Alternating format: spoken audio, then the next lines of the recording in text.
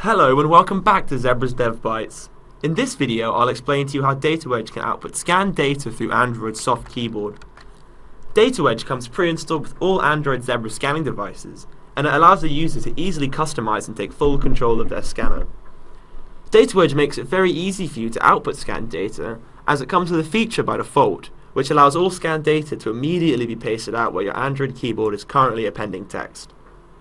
This feature is enabled by default, so in order to demonstrate that, I will factory reset DataWedge on my Zebra TC25.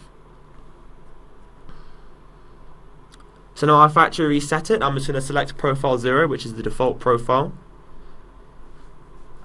And now I'm going to use an application that I've just made, which uses the keyboard. So what I have here is a totally empty Android application. As you can see in this activity, nothing is going on. There's just 3 editable text views that I can show you the Android keyboard emulation with.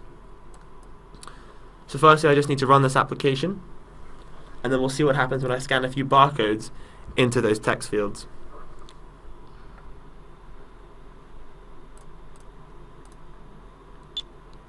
As you can see, when it's over the text field, it allows you to paste the text in when you scan a barcode.